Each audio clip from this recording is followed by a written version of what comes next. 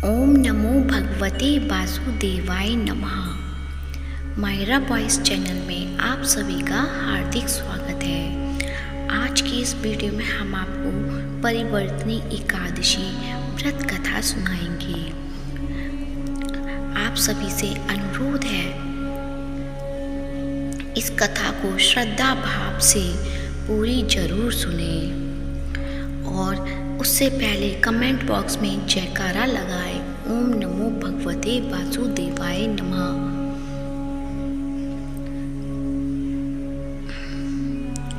प्रत्येक एकादशी का हिंदू धर्म में महत्व काफी होता है। भाद्रपद माह के शुक्ल पक्ष की एकादशी तिथि को परिवर्तनी एकादशी के नाम से जाना जाता है। इस दिन भगवान विष्णु के वामन अवतार और भगवान गणेश जी की पूजा का विधान है। ऐसा कहा जाता है कि इस व्रत के प्रभाव से सभी पापों का अंत हो जाता है।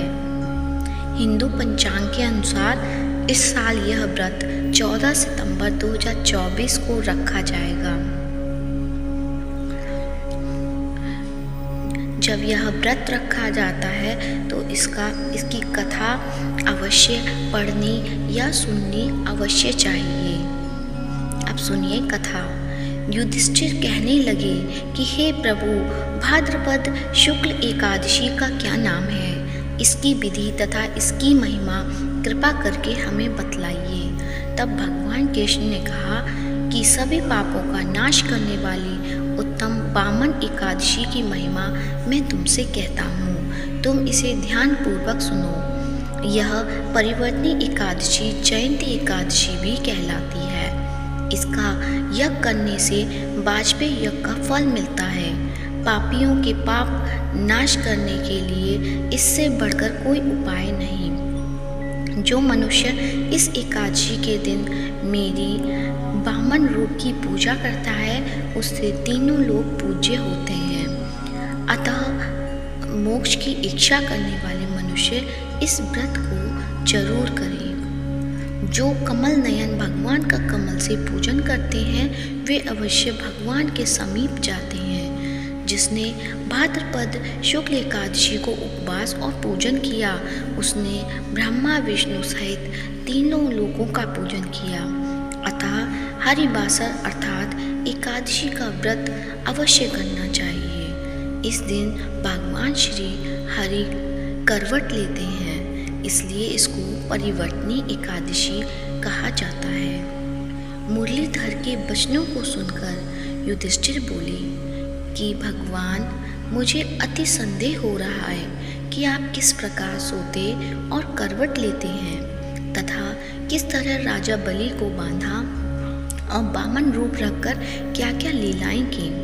चतुर्मास के व्रत की क्या विधि है तथा आपके शयन करने पर मनुष्य का क्या कर्तव्य है, इसे आप मुझसे विस्तार से बतलाइए।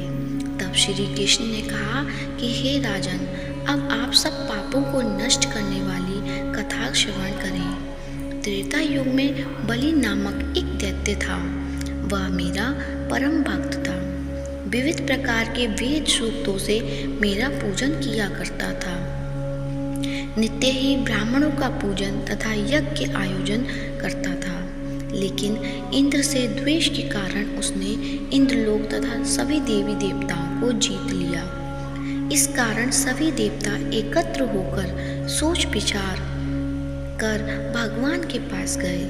बृहस्पति सहित इंद्रादिक देवता प्रभु के निकट जाकर और नतमस्तक होकर मेरे मंत्रों द्वारा भगवान का पूजन और स्तुति करने लगे। अतः मैंने वामन रूप धारण करके 5वां अवतार लिया और फिर अत्यंत तेजस्वी रूप से राजा बलि को जीत लिया।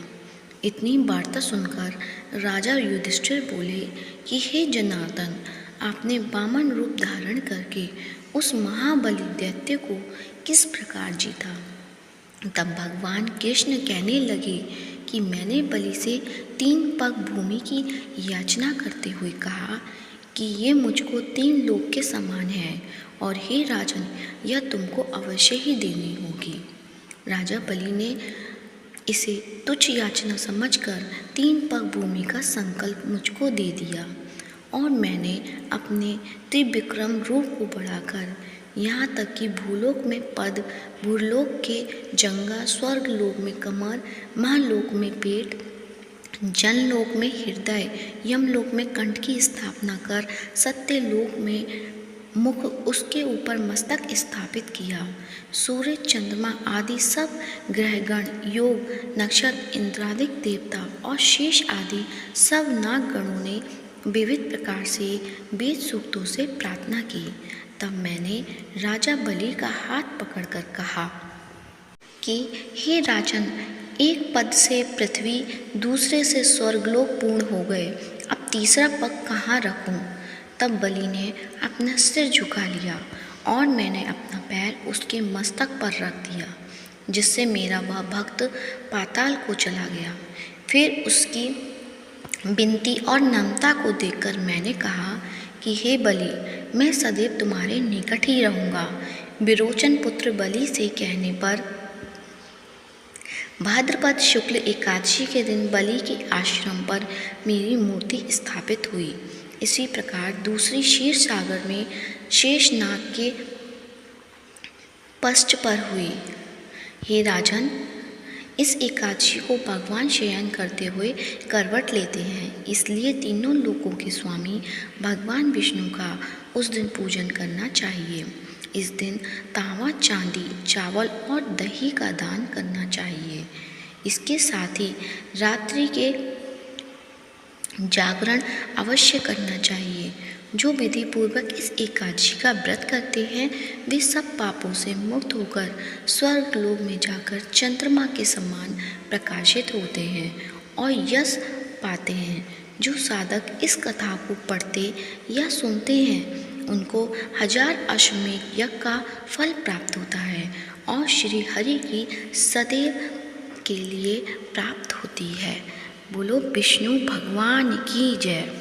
भक्तजनों, कथा अच्छी लगी है तो कमेंट बॉक्स में ओम नमो भगवते वासुदेवाय का जयकारा अवश्य लगाएं और इस कथा को ज़्यादा से ज़्यादा शेयर करें। और अभी तक आपने मेरे चैनल को सब्सक्राइब नहीं किया है तो सब्सक्राइब करें। धन्यवाद।